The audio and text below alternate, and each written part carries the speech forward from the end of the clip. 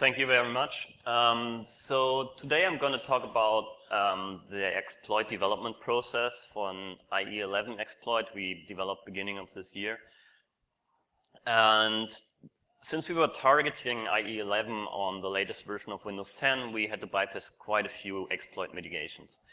And so in the end, we decided to submit all the vulnerability information and all the techniques we were using to Microsoft as part of their mitigation bypass bounty program.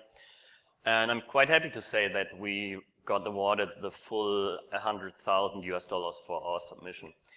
So today I'm finally able to publicly disclose all the techniques and vulnerabilities we used, and I will show you all of that basically. So I will start with some motivation, basically explaining why we started developing the exploit in the first place. And after doing that, I will go through each technique and vulnerability. So starting with a typed array neutering vulnerability, which is the bug we exploited to get the initial code execution. I'll talk about IE's custom heap and how we use that in order to turn the bug into a read-write primitive. I'll talk about God mode, which is a known technique, or previously known technique, which can be used to get code execution without using shellcode. And I will talk about how we actually managed to re-enable that or reuse that in the latest version of Internet Explorer. I'll talk about how we managed to escape the enhanced protected mode sandbox. And finally, I'll talk about the generic technique which allowed us to make our exploit work under Emmet. So a few words about myself. My name is Moritz Jodeit. I'm head of research at Blue Frost Security, which is a small research-based company in Germany. And my main focus is on application security. So I'm mostly interested in stuff like reverse engineering, bug hunting, exploitations, and I like to poke with mitigations. So yeah, why did we actually start doing the exploit? So the initial idea was that we wanted to participate in Pwn2Own this year. So after thinking about a bit which target we could choose, we decided to go after IE11. Mainly because, first of all, we had some prior experience with it, and second, just based on the previous year's rules and prize money, we thought that the expected difficulty versus the expected prize money was just right for this target. So the goal was to exploit IE11, the 64-bit version. Enhanced protected mode had to be enabled manually because that was a requirement in the last year's contests. It had to be run on the latest version of Windows 10, and also it had to bypass the latest version of Emmet as well. So basically we started the main work beginning of this year, and roughly a month later we already got an exploit. We got a bit lucky because we found a really nice vulnerability, and of course we didn't have an EPM escape ready, and we didn't have the Emmet bypass ready, but in general we got code execution and everything looked good so far, and we thought we would make it for Pwn2Own. Then just a few days later, Pwn2Own published the rules. And it turned out IE11 is for the first time no longer part of the contest. So we were really frustrated because we spent quite some time and effort in getting to this point. So we were thinking, okay, what can we do now? And in the end, we decided to submit all the vulnerability details and the whole exploit and all the techniques to Microsoft directly. As part of their mitigation bypass bounty program. And it turns out that was exactly the right decision because, as I said before, they awarded us with the 100K payout. So in the remaining presentation, I'm now going through all the vulnerabilities and techniques. So we'll start with the typed array neutering vulnerability. In order to understand that, you have to know about two basic JavaScript concepts. First one is web workers, and the second one are typed arrays. So web workers are basically a concept of having concurrent threads of JavaScript code running in the browser. There's a way to communicate between workers. So you use message passing. So basically what you do is you call the post message function, you pass it the message you want to send, and there's an optional argument called the transfer list. And the transfer list can actually be used to transfer the ownership of an object to another worker. And what happens in that case is, if you do that, an object becomes unusable, also called neutered in the current context, and it appears in the receiving context. So it's a way of transferring objects between workers, basically. And the second concept, typed arrays, you probably all know about them because they are really popular in recent browser exploits. Just because they give you a really powerful primitive. So once you are able to corrupt a typed array, you basically get the ability to read and write arbitrary memory, which is really powerful. So the implementation is basically split between views and buffers. So view can be seen as something like a typecast, so it just defines the way how data is accessed. While the buffer is actually the part which stores the actual data.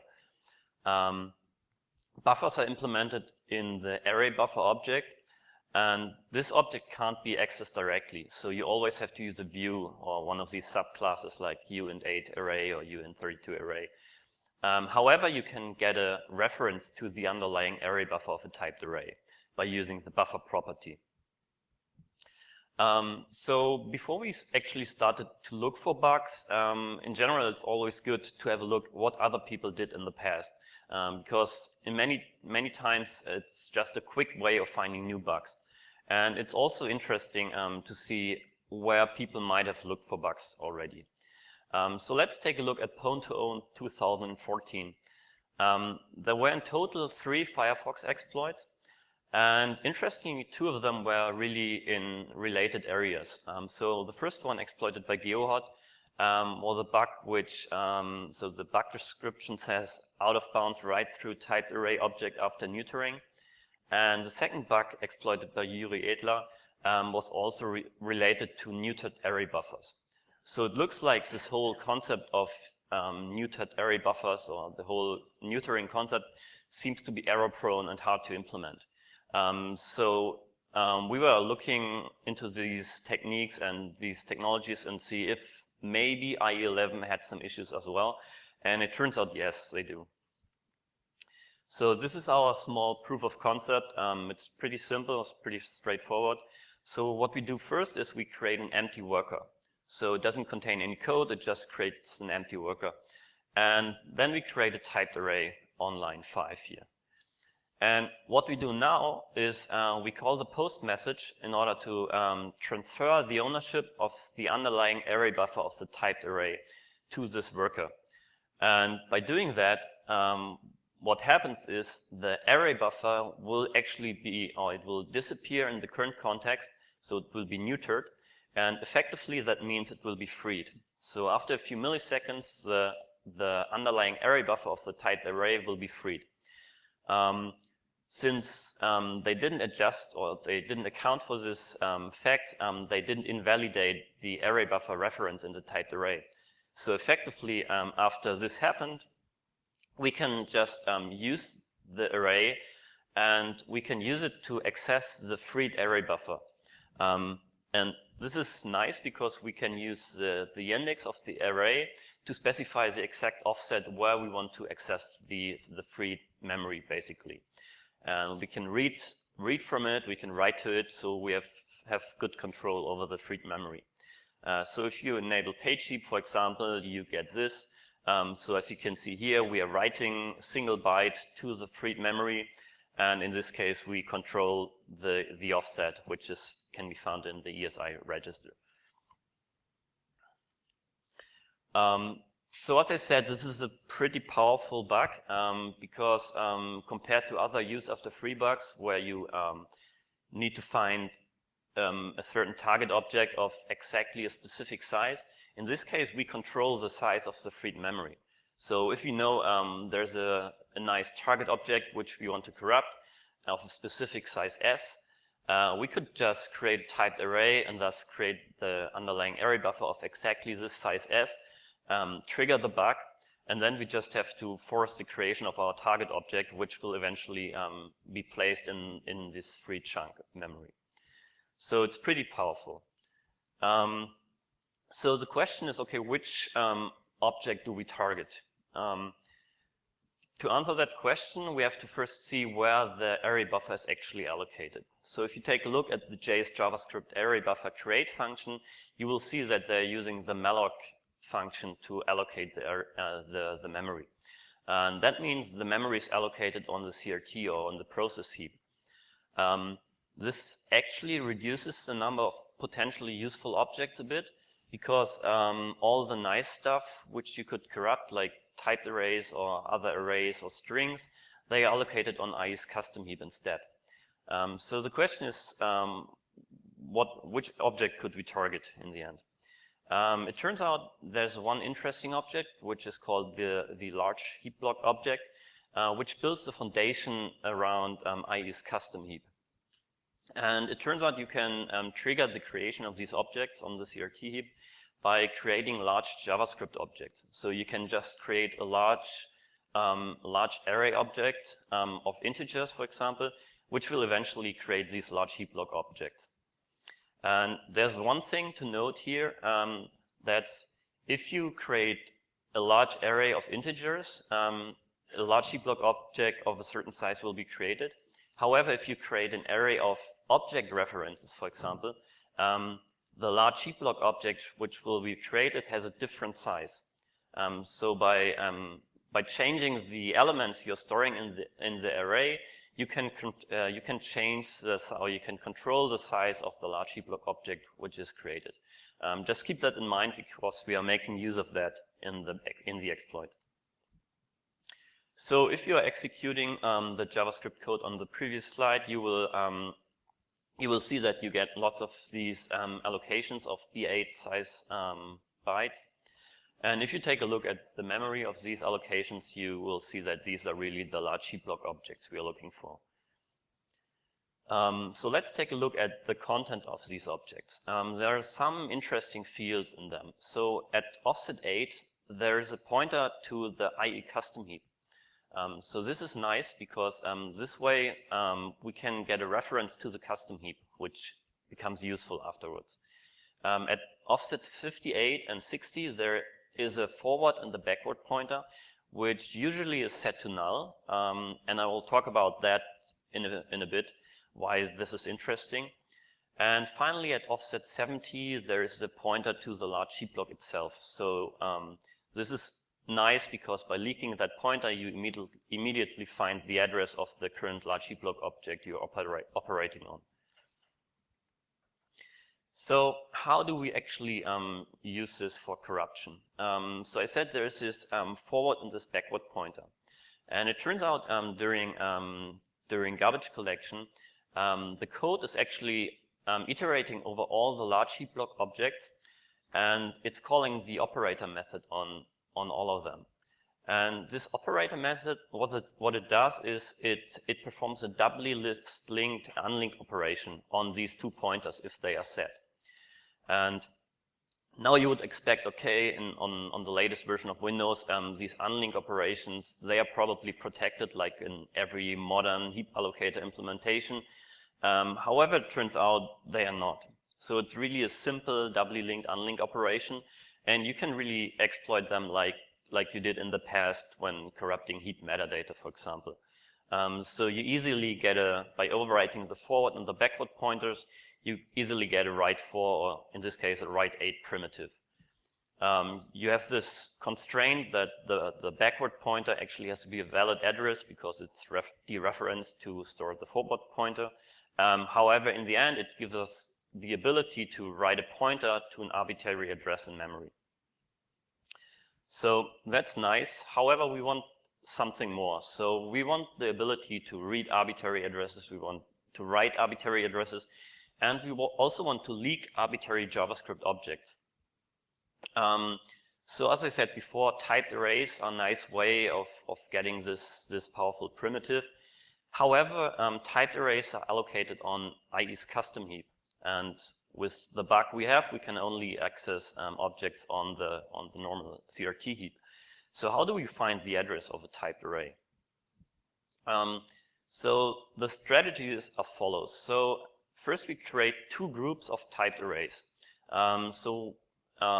We basically create these typed arrays, which will effectively create the corresponding array buffers on the CRT heap.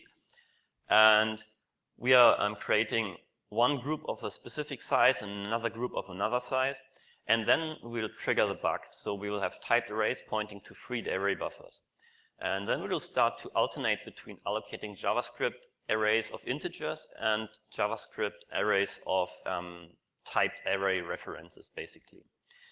And these will eventually, the created large heap block objects will eventually fill the freed heap chunks. And in order to understand it a little bit better, here's a small demonstration. So on the left side, you can see the CRT heap. On the right side, we have the custom heap. So we start by creating the first group of typed arrays. And in this case, we create typed arrays of size B8, which will effectively create array buffers of the same size on the CRT heap. Then we create the second group. So we create another group of typed arrays, but this time we create them with a size of A0. And again, array buffers will be created on the CRT heap.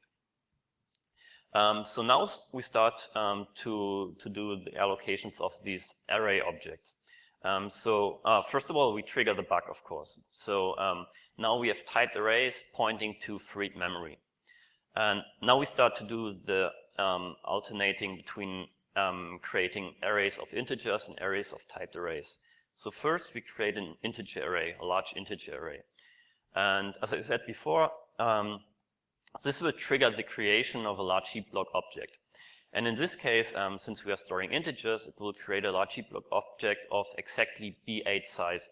So eventually it will replace one of the previously freed array buffer objects. And then we will continue and we will create an array of typed array references. Again, this is a large array, so it will create a large heap block object of the size A0 in this case, because we are not storing integers, but references. And now you can see why we created the second group of typed arrays, because now the large heap block object has exactly A0 bytes. So we continue that process, so we continue to create a new integer array, which will again create another heap block object. So in the end, we are exactly looking for this memory layout, which you can see on the bottom right. So what we really want to have is we want an integer array at the beginning. It needs to be followed by an array of typed arrays. And one of the reference typed arrays must be followed. And finally, at the end, we need another integer array. The good thing is, of course, there's randomization going on, so you can't be really sure that you trigger exactly this heap layout. However, as you will see in a bit, it's quite easy to see if you actually manage to create exactly this layout. And if you didn't manage to create it, we can just retry. So it's pretty easy to, in a loop, try to create this layout. And once we got that, we continue with our exploit. So the first step in the exploit is to actually corrupt the first integer array, this one here. So how do we do that? So we have the typed array here, which allows us to access, to read and write the large heap block object. So as I said before, there's this data pointer pointing to the CRT heap, which in this case points to the integer array. So we just leak that pointer, so we find out the address of the integer array. And then what we do is we use the write8 primitive I talked about before. So by overwriting the forward and the backward pointer of the large heap block, we write a pointer to the size field of the integer array. And we do that to effectively, basically by overwriting the size field with a pointer, you enlarge the size by a really large factor. And a quick refresher on how arrays are stored in memory. So basically you have three length fields. You get the number of allocated bytes, you get the actual array length, which is the number of currently stored elements in the array. And finally, you got the reserved length. And during the write 8 primitive, or with the size corruption we just overwrite the reserved length, which allows us to use this array to actually write out of bounds. However, if you want to read memory after the array, you actually have to modify a second length, namely the array length. And instead of corrupting two length fields, what you can do is you first corrupt the reserved length, and then you write at a really high, at a really large index, which is larger than the original size. And that will effectively adjust the array length accordingly. So after doing that, you have the ability to read and write memory after the actual integer array.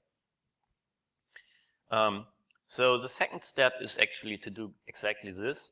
So we are using the first integer array where we overwrote the size field, and we write to a really high index. And now you see why we chose to use this memory layout, because we are writing to the first element of the second integer array. And we are doing that in order to not corrupt any unrelated memory, to not cause any crashes. And also it gives us the ability to see if everything worked, basically. Because you can easily check the element of the second array, and if you successfully modified that element, you can be sure that from that point on, we are able to read and write to all this memory between these two integer arrays. So the last step is basically, now that we are able to read and write between these two integer arrays, we want to modify a typed array. So first we leak all the typed array pointers from the array of typed arrays. And for every pointer, we are basically checking if the reference typed array resides between these two integer arrays. And if it does, then we are able to access it, right? So we just overwrite the size field and the raw data pointer of the typed array. And then we have a typed array which allows us to to read and write arbitrary addresses, basically. For 64-bit processes, there's still some issues you're running into, mainly due to the way or that you can't write really huge size fields, but you can easily work around that fact, and it's all described in the white paper if you're interested. So now we got the ability to read and write arbitrary memory. So this is quite powerful. And we can also leak arbitrary JavaScript objects. So if you take a look at the slide again, what you can do is you can store arbitrary JavaScript objects in the array of typed arrays, and then you just use the corrupted integer array here to leak one of these pointers, and you immediately get the address. So what do we do with it? So the most obvious thing to do is, okay, let's get the address of a JavaScript object, and we just overwrite the vtable pointer and get code execution. However, on the latest version of Windows, you have control flow guard. So it's not that easy. I mean, you would need to find a bypass, a CFG bypass, and it might be quite some effort. And also, using shellcode and ROP gadgets and all that stuff might give you some more work later on when we want to bypass Emmet. So in the end, we decided to go another route, and namely, we were looking into God mode. So God mode is a known technique. It was publicly presented by Yang Yu and Yuki Chen in 2014 already, and it's basically an attack against IE's script interpreter engine. So in the past, what you could do is in the script interpreter engine object, there's a single flag called a safety option flag. And in the past, what you could do is you could just override this single byte with a single null byte, and that would basically give you the ability to instantiate arbitrary unsafe ActiveX controls. And effectively, you can then execute any system command without using shellcode at all. So inside the code, there are two functions which are responsible for deciding if this is possible without any prompts. which is script engine can create object and script engine can object run. So once this was published, Microsoft decided to do something about it and tried to make it a little bit harder. And they introduced a 20-byte hash code. So this is basically a way of trying to prevent you from just overwriting a single byte. Some more details about this are nicely documented in a blog post by Fortinet. And actually, there was a bypass for that as well. So in Yuki Chen's xplib2, which is quite awesome, he implemented a bypass. So instead of overwriting the safety option flag, what he did is he replaced the complete reference to the security manager object. And so he's basically building the security manager object, a complete new security manager object in memory, and overwriting the reference to it in the script engine object. And then what he does is in the vtable of the fake object, he's basically replacing two function pointers with dynamically generated ROP gadgets, as you can see on the bottom here.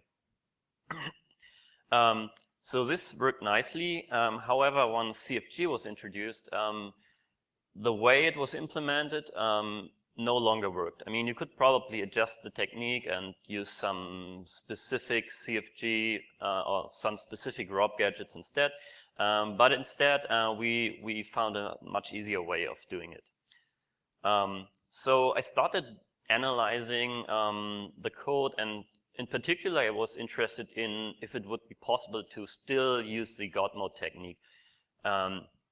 So I was looking for the code mentioned in the previous Fortinet article, and I was looking for the code which basically does this hash code verification and calculation, all that stuff. And I was looking, and I really couldn't find the code. So I was thinking, okay, maybe I'm just too stupid to see it. So in the end, what I did is I just overwrote the safety option flag in order to see what would happen. And it turns out it still worked. So I was a little bit confused. So it looks like you can still write a single null byte and get code execution. It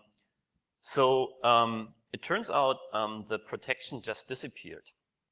And later on, I found out the protection actually just disappeared on Windows 10, so where I did my analysis, obviously.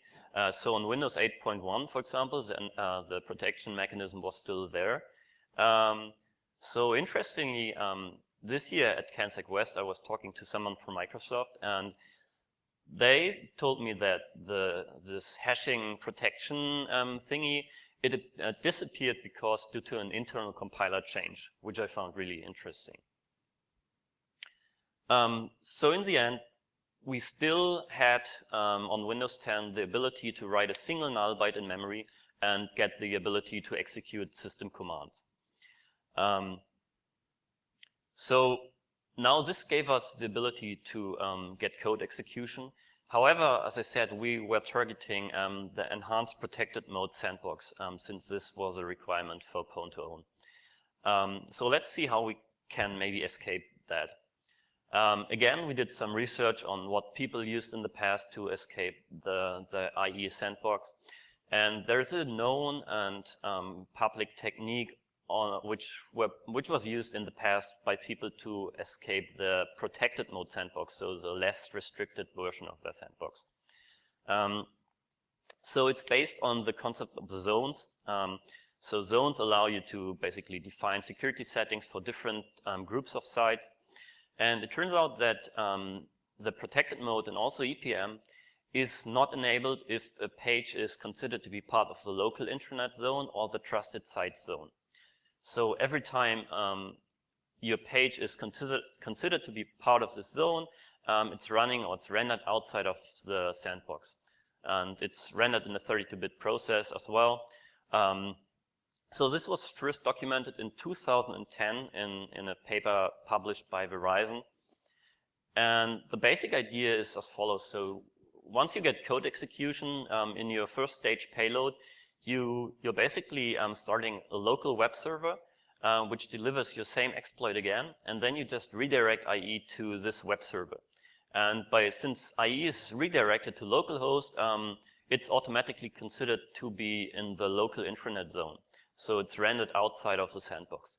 Here, so you just trigger the exploit again, and then you get code execution outside of the sandbox. And this was, as I said, already exploited several times in the past. So the Verizon guys did it. ZDI exploited the same vulnerability during the Pwn for Fun contest in 2014, for example. And the advisory published by ZDI is pretty interesting because you can see the response from Microsoft, where they state that it does not meet the bar for security servicing. And instead of fixing the bug, they did a recommendation. And their recommendation to mitigate this issue is to use EPM, so the Enhanced Protected Mode, which we are targeting. So why does EPM protect against it? So EPM is based on App Container, and App Container uses the concept of network isolation. And network isolation basically prevents a sandbox process from receiving new network connections, and it should also prevent you from, or the sandbox process, from sending or establishing new connections to the local machine. So we were thinking about that, and I mean, in general, we are not restricted to localhost. So all we want to do is we want to get a domain name which is considered to be part of the local internet zone. So and it doesn't have to be localhost. So we were trying to find out how IE actually decides if a site is part of the local internet zone. And there's one really simple rule, which is called the plain hostname rule, which basically says if the domain name of the URL doesn't contain any periods, it's automatically mapped into the local intranet zone. So it all comes down to, are we actually able to register in somehow a new domain name without any periods, which still points to an external IP address we control. And it turns out, yes, that's possible. And you can do that by doing local NetBIOS name spoofing. So again, this is not a new technique. It was, as far as I know, first implemented in Foxglove's hot potato exploit, and they used it for the purpose of local privilege escalation. So NetBIOS name service, or NBNS, is a UDP-based protocol, and it's used as a fallback mechanism if DNS fails. So you can just do a DNS lookup, and after a few seconds, if the hostname can't be resolved, you see all these UDP broadcast packets being sent. And if you do normal NetBIOS name spoofing, like in a penetration test, what you do is you just look for these request packets. You take the 16-bit transaction ID from the packet, and you fake a response. However, compared to the local scenario, we have a big difference, because in the local scenario, you don't see these outgoing UDP packets. So you can easily trigger these NBNS packets, but you won't see the outgoing packets. And that also means you don't see the transaction ID. But in order to send a valid response, you have to send the right transaction ID, obviously. But what you can do is you can just brute force it, right? So you trigger one of these NBNS request packets, and then you just flood the localhost with response packets with all different kinds of transaction IDs until you hit the right one. So this is just how one of these NBNS packets looks like. So if you listen carefully to until now what I said, you would think that this technique, local NBNS spoofing, shouldn't be possible from the EPM sandbox, right? Because there is this concept of network isolation, which should prevent you from sending packets to the local machine. However, it turns out there are exceptions. So it is actually possible to send UDP packets to localhost port 137. So in the end, we can just do local NBNS spoofing from within the App Container sandbox.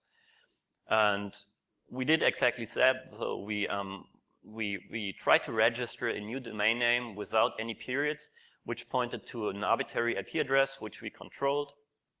And we redirected IE to this new domain name. And then we exploited the same bug, which we exploited in the beginning, but this time in a 32-bit process. And that effectively gave us code execution outside of the sandbox.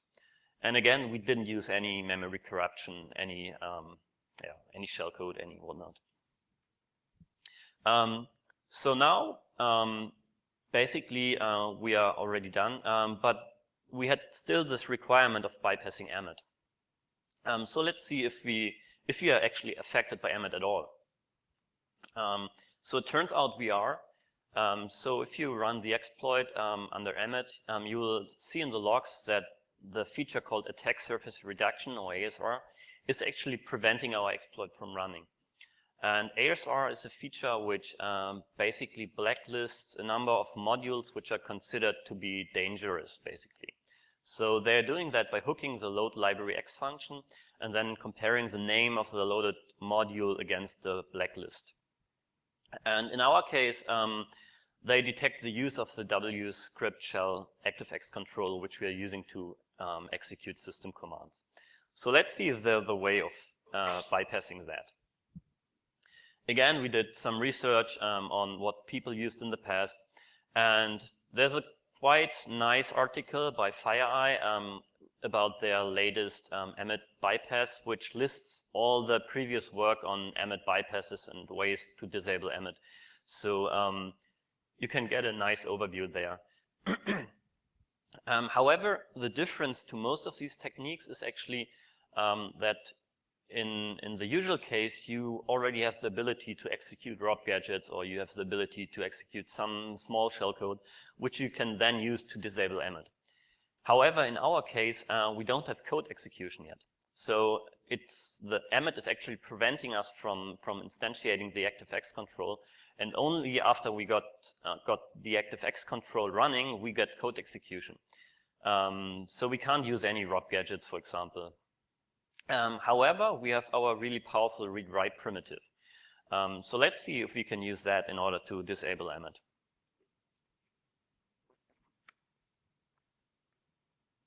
So if you take a look at the Emmet code, and in particular at the place where the ASR check is implemented, you're running into this small check here. So what it does, it basically reads a pointer from a known location in memory. It decodes the pointer using the decode pointer API. The pointer is pointing to a config structure on the heap. And at offset 28, there's another pointer pointing to a flag in memory. And if this flag is actually not set to 0, the ASR checks are performed. And similar checks can be found for other Emmet features as well. So the idea is, okay, we have a read-write primitive. So maybe we can just override this flag, right? That doesn't work because the people who wrote Emmet, they thought about this attack and they set the memory which is storing the flag read-only. Okay, so maybe we can override the enabled protection pointer pointing to the flag and point it to some other memory or to some fake flag. That's possible. However, you still have to find the address of the config struct on the heap. There's a reference, as I said, but the pointer to this structure is actually obfuscated using the encode pointer API function. So let's take a look at that. So if you take a look at the MSDN documentation for encode pointer, they give you some hints on what they actually do when they obfuscate pointers. So they say the pointer is obfuscated with a secret value, and this secret value is different for every process. So that means it's the same in our process for all the encode pointer calls. So the question is, can we maybe use our read primitive to leak the secret value somehow? Because if we manage to do that, we would be able to decode any obfuscated pointers in the process. So we took a look at the implementation of these encoded pointers, which can be found in RTL encode pointer and RTL decode pointer, respectively. And it turns out they're using a 32-bit secret value, which is also true for 64-bit processes, by the way. And they obtain that directly from the kernel. So they just do a call to ZW query information process, And once they got the secret, they're using it to do the calculation and then just throw it away. So it's not like it's stored at some static location where you could leak it, for example. So it doesn't seem to be possible to just read the secret value from memory. So let's take a look at the implementation of an obfuscated pointers. So this is some pseudocode for the 64-bit version of these functions. So what they do is they take the plain pointer, they XOR it with a secret value, and then they right shift the whole result a certain number of bits to the right. And the number of bits it's right shifted depends on the secret value. And this is most probably done in order to prevent simple XOR attacks, because if they wouldn't do it like this, you could just take an encoded pointer, the corresponding plain pointer, XOR them together, and you could basically calculate the secret value. However, there are only 3 possible right shift values in this case, which turns out to be easily brute forceable. So in the end, what we do is we obtain a pair of pointers. So we obtain a pair of known encoded and corresponding plain pointer from memory. And then we iterate over all the 3 possible right shift values. And we perform a partial decode pointer operation on the encoded pointer from our pair. And the result of that, we XOR it with a known corresponding plain pointer, which gives us a potential secret value. It doesn't have to be the right one, but it is a potential secret value. And in order to check if it's the right secret value, we just perform the encode operation. So we take the plain pointer, encode it with this potential secret value, and make sure or check if the result is actually the encoded pointer. This will eventually give you a secret value, and most of the time you will get the right secret value. However, there's a problem.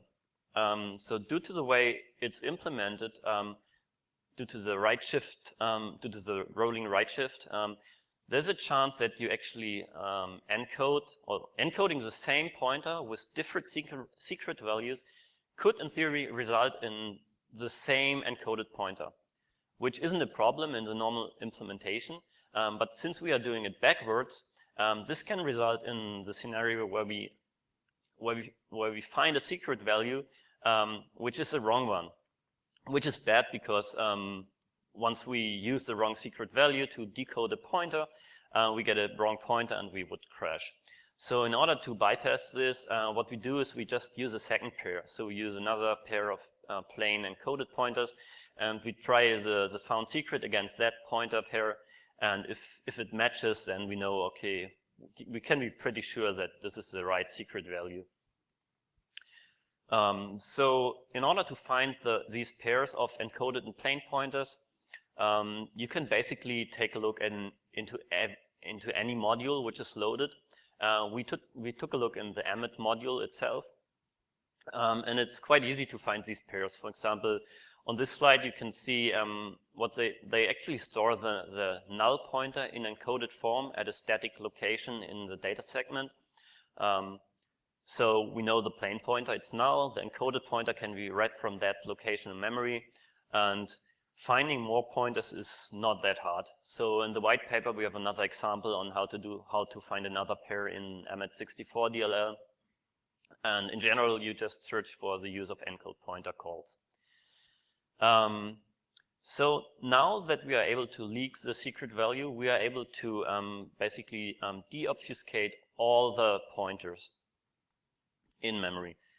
So what we do is we first leak the emmet 64 base address, which is easy because emmet is hooking many functions, such as anti-protect virtual memory, which is one of them. And so you just read the first few bytes of that function and then basically follow pointers until you find the base address. And once we found that, we leak the obfuscated pointer from the data segment. We decode it using the extracted secret value, and that way we find the address of the config struct on the heap. And once we found that, we use our write primitive to override the enable protection pointer, and we just point it to some memory which happens to contain null bytes. So in the end, this is enough to bypass Emmet, or the ASR check in this case. And as I said before, this kind of technique can probably also be used for all the other Emmet checks as well. So now we got code execution outside of the sandbox, and we successfully disabled Emmet as well. So my conclusion, first of all, the current patch status. So the type error neutering vulnerability was already fixed in MS 16063. And interestingly, the same bug was already fixed in the Chakra core engine since its publication on GitHub. So it looks like this was some kind of overlooked security fix backport, maybe. The EPM sandbox escape using local NetBIOS name spoofing was fixed in MS 16077. And interestingly, the same bug was found by Yang Yu and was used for his bad tunnel research, which he presented this year at Black Hat. The God mode single null byte technique was fixed in MS 16051. And interestingly, they, instead of reintroducing this hashing mechanism, what they do now is they use the query protected policy API function, which is used for exactly this purpose, so trying to prevent people from modifying certain data, which is considered to be important. And last but not least, the Emmet bypass is not fixed. And what I heard is there are no plans to address it in the future. So it looks like if you got the ability to read and write memory, which I must say is a really powerful primitive you first have to get, but if you got that, then you can easily bypass Emmet. So my conclusion is, of course, modern exploit mitigations increase the effort quite a lot in order to build exploits. However, with the right vulnerability at hand, it's still possible to bypass many of these mitigations. And I mean, many people think that once CFG is really really hardened and there are no easy ways of bypassing CFG, then exploitation will be over or whatever. Just keep in mind that it's not really necessary to take over the control flow. So sometimes it's also possible to just modify some data, and that way basically get all what you want.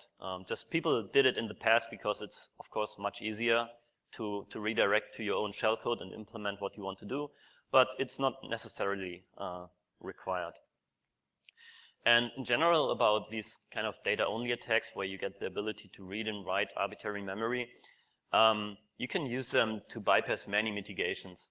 And in general, what you can target basically any functionality. I mean, there are functionalities which are obvious, like instantiating unsafe ActiveX controls. That's a really dangerous thing to have in your code, obviously.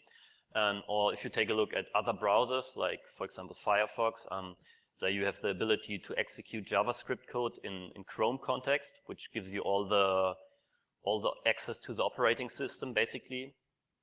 But there are other functionalities which don't seem that obvious, but they can still be targeted. And in general, so that's just my personal opinion, but I think that once all these CFI solutions mature and all the easy bypasses are gone, if that happens, I don't know, then I think then more and more people will actually make use of these data-only attacks, because they are really hard to defend against. So here are some of the referenced works. And yeah, that's it. Thank you very much.